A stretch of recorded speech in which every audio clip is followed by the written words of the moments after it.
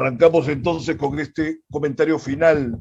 Voy a hacer una síntesis de lo que ha sucedido esta semana y la verdad que es muy sencillo empezar a disparar contra los candidatos, ¿no? Por supuesto en un sentido figurado, porque cometen error tras error, negligencia tras negligencia, convocan a un debate en el penal de Santa Mónica, que desde un primer momento también Castillo había dicho de que no iba a llegar, sin embargo hizo toda su parafernalia y su show Keiko Fujimori. Y el otro candidato, yo creo, hizo muy mal en no presentarse a ese debate, pero es que claro, él sabe que no tiene nada que ofrecer, nada que oponer, nada que argumentar, y por eso, atendiendo supuestamente a unos asesores que creen que las tienen todas consigo, dice, no va a ir a debatir porque él está como puntero. Pero todos han equivocado el término, y las encuestadoras y todo está bien, que están prostituidas, los medios de la concertación están todos comprados, alineados, joqueco, ya, de acuerdo. Pero sí creo que Castillo ha descendido completamente en lo que era su expectativa primera. ¿Por qué? Por estos errores que comete. Porque él está puntero apenas por un porcentaje que en teoría es mínimo. En la semana siguiente a los resultados de la primera vuelta, hubo pues un crecimiento enorme que parecía que se podía sostener, pero eso era más o menos un fake también. Y ahora, atendiendo a la razón del ciudadano promedio, que puede ser no absolutamente ilustrado, pero que tampoco es tonto, o sea, el peruano no es tonto para nada, a veces como que tiene una pulsión suicida del electorado, pero no es tonto, se da cuenta de que el hombre no está proponiendo nada, está jugando a ver quién le arma, como lo han comentado los invitados, ¿no? Un plan de gobierno, un equipo técnico, ha coqueteado con tirios y troyanos y al final de los diferentes planes que se advertían que se podían propalar en el curso de los días siguientes, hoy ha publicado en la cuenta oficial de Pedro Castillo y ha salido Boluarte, ¿no es cierto?, de Perú Libre a decir que ese es el plan que ellos tienen. Y es un plan que ha variado absolutamente nada respecto del plan original de Cerrón, que era una completa desgracia. O sea, se le han dado todas las oportunidades, todas las semanas que han venido hasta la fecha, y no ha morigerado, ¿no?, o moderado esas propuestas, no solamente anticuadas, sino en general dañinas. Yo tengo que pronunciarme, por ejemplo, acerca de esa intransigencia respecto de convocar una asamblea constituyente. ¿Para qué y con quiénes? ¿A gusto de quién? Claro, ellos muy maliciosamente quieren aglutinar a diferentes colectivos y actores sociales como para que en teoría puedan tener una mayoría en esa asamblea constituyente. Y eso va a ser una ruina total. Es decir, el modelo tiene equívocos y problemas que deben perfeccionarse, que deben corregirse. Pero eso atiende sobre todo a la voluntad política de quien esté ejerciendo el poder. No en vano todos los expresidentes están procesados como los grandes corruptos que han sido. Se han dedicado a robar del erario público, ¿no?, a vivir la vida loca, pero no se han preocupado en realizar gobiernos que atiendan las necesidades de toda la población. Es cierto que se ha crecido económicamente, etcétera, pero eso no ha llegado en ningún caso a la población en general, y es por eso que hay una expectativa de cambios desde hace ya más de 10 años, desde el tiempo de que se hablaba de la gran transformación y el plan de la gran transformación, que parece pues una muestra de grandes estadistas en comparación al mamotreto que ha propuesto Cerrón, por ejemplo. Es solamente ya en el sentido de los errores que tiene Castillo. Entonces no le da ninguna seguridad a los indecisos. Y yo tengo la intuición, creo que el tope tanto del antifujimorismo como del anticomunismo, que ha sido también de alguna manera un despropósito de Keiko, que debería haberse preocupado en mostrar que tiene suficiencias gubernamentales y que indudablemente no las tiene, pero por lo menos hubiera podido armar algún tipo de discurso en ese sentido, y perdió esa oportunidad desde el discurso de Chota. El discurso de Chota fue su gran oportunidad para demostrar que Castillo prácticamente es nada respecto de lo que es el conocimiento del gobierno. No lo hizo, pasó el mar, y hasta la fecha no se pueden recuperar, ¿no? Entonces, estos incidentes me han llevado a escribir algo breve hace rato que discutía en un grupo ahí en el WhatsApp que siempre son tan animados, y yo considero que los dos candidatos son no solamente pésimos, sino que inclusive puede llegarse a despreciarlos ambos, independientemente de que puedan asumir, ¿no?, la más alta magistratura del país en breve, que sean presidente de la República, pero son un desastre. Por supuesto que Castillo no está tan imbuido del crimen y la corrupción que le son inherentes al fujimorismo, indudablemente, pero es que tampoco se podría decir que Perú Libre es la apuesta por una lucha anticorrupción frontal. El que creyera algo semejante, pues es un bobo, ¿no? O sea, ni siquiera va a decir que es un ingenuo. El ingenuo todavía tiene algo de bien dentro de sí. Es un bobo total, que también es una forma de maldad. El ingenuo por lo menos es algo bondadoso, pero un bobo es terrible. Entonces, como yo he venido sosteniendo en diferentes artículos y ensayos, son un desastre ambos candidatos. Yo inclusive, como en primera vuelta, contra todos los candidatos, preferiría votar nulo porque sé que puedo seguir siendo crítico mientras pueda tener una ventana, un portal, o que no se vayan contra mis columnas, ¿no? Que podría darse un régimen totalitario que tampoco creo que va a llegar pronto, pero bueno. Son un desastre, pero habría que advertir qué cosas pueden hacer para ganarse a los indecisos, porque yo creo ya que el antifujimorismo no va a terminar definiendo esta elección como sí ha definido las elecciones anteriores, y que las ha definido malamente, porque por ejemplo, entre PPK y Keiko Fujimori, ¿qué diferencia hubo? No hubo mayor diferencia que el estrato social de los integrantes de cada bando, pero a fin de cuentas defendían el mismo horizonte económico y defendían también las mismas prácticas negativas, corruptas indudablemente, que quizás PPK no llegue a tener una sanción penal directa, pero no hay que olvidar las actividades negativísimas que tuvo Kuczynski durante los últimos 50 años, y siempre a espaldas del bienestar del pueblo, de la población en general. Bueno, entonces comentaba, ¿qué cosas podrían hacer estos candidatos para ganarse a los indecisos? Insisto y reitero, me parece que son una desgracia, pero bueno. Es que Keiko, por ejemplo, debería proponer de una vez reformas sustanciales al modelo tal cual.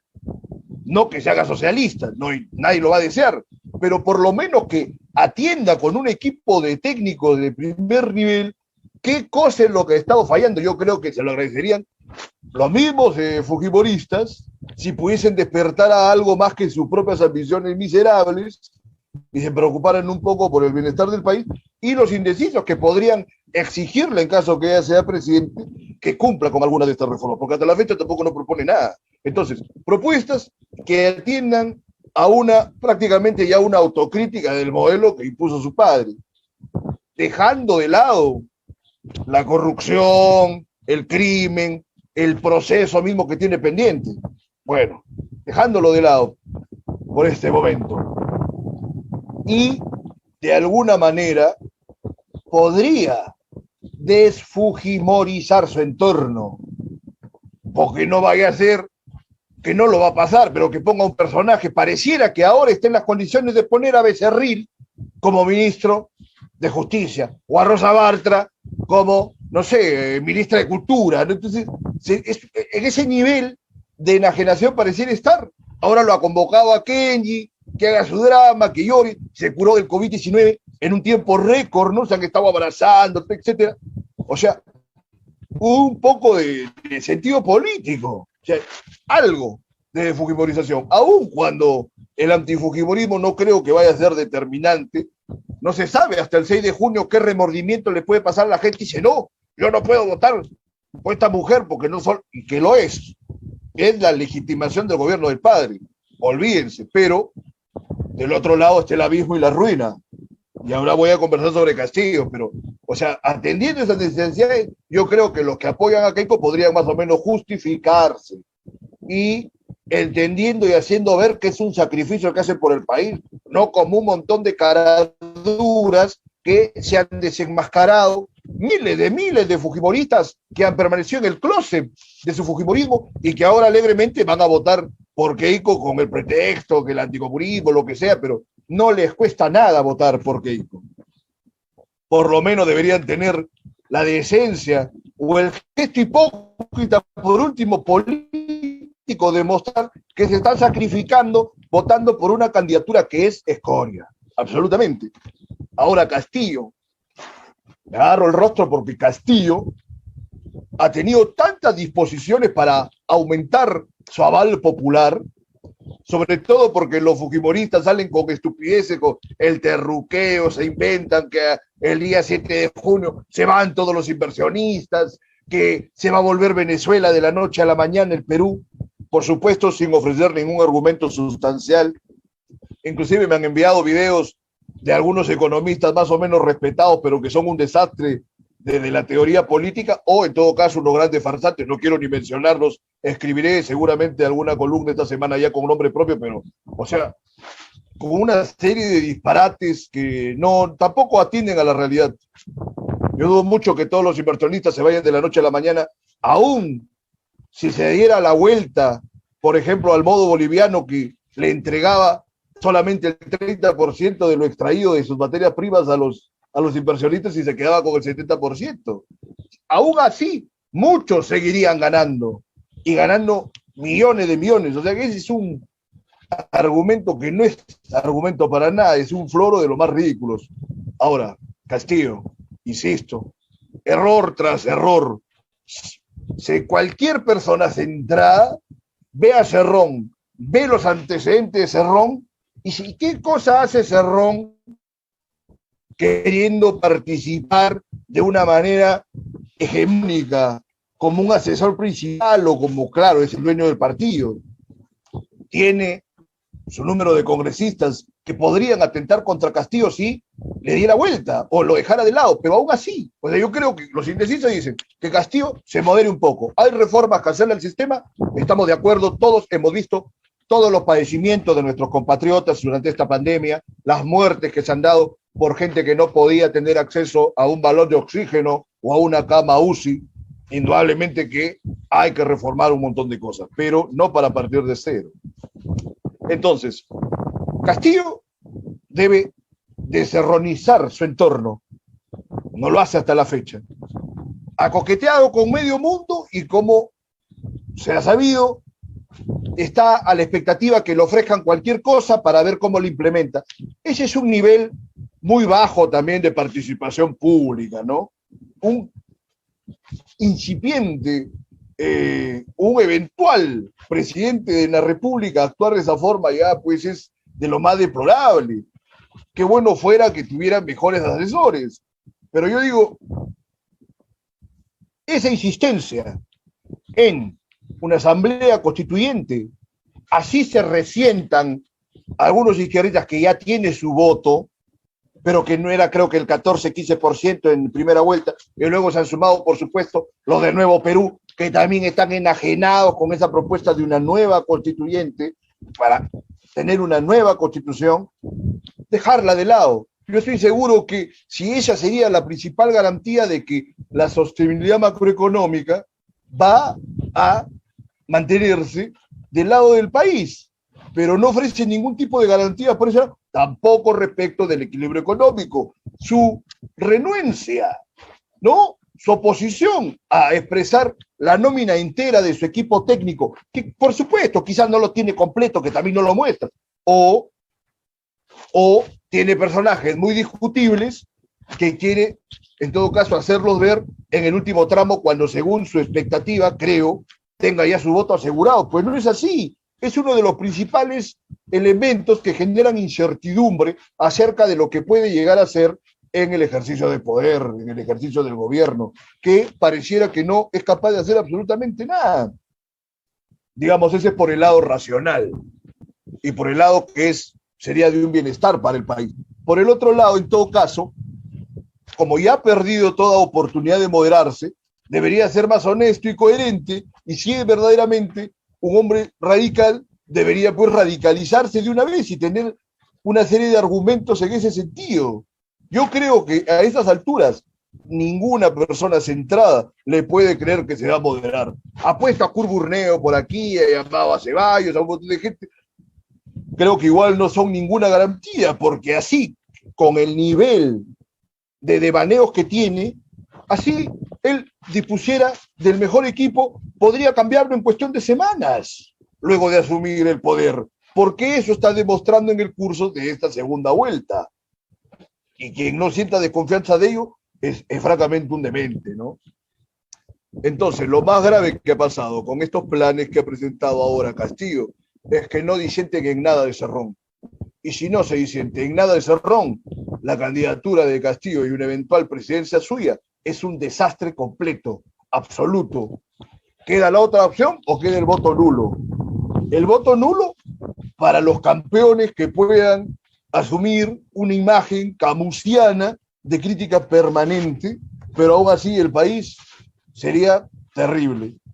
Y la otra, queda Keiko y expresar que es un sacrificio votar por él. La verdad que ya no hay más vueltas que darles, no proponen absolutamente nada consistente en ninguno de los dos candidatos y el país va a tener que aprender de esta manera tan dura que los riesgos de no actuar políticamente son precisamente estos.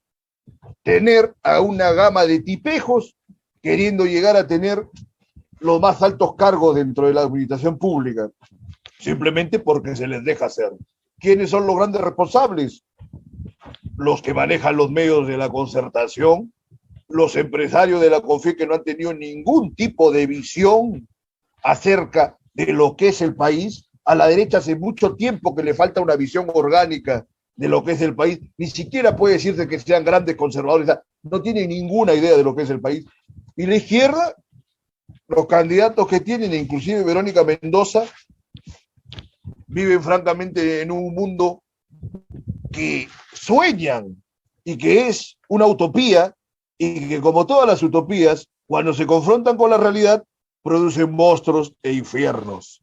Entonces, tendría que reestructurarse en todo sentido la sociedad peruana, pero no solo por un cambio de modelo, que los modelos son perfectibles, sino por el criterio de que gente que emerja del mismo pueblo pueda hacerse cargo de representar a ese pueblo y que en todo caso los que van a representar a la alta sociedad, por ejemplo, ¿no? O a los grandes empresarios, tengan el sentido crítico de armar una lectura del país que supere una mera reducción economicista que solo les favorece a ellos. Yo creo que eso sería lo principal que se tiene que reestructurar de 2021 al 2026.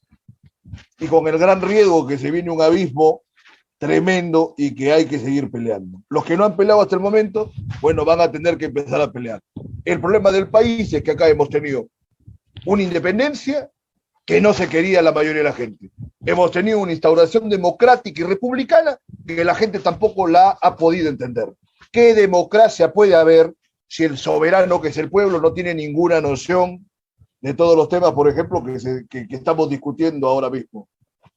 Esa es mi conclusión del programa de hoy, así que siempre un gusto poder llegar hasta donde lleguemos por la señal de Radio Miraflores Televisión. Será hasta el miércoles para hablar de cultura y demás. Buenas noches.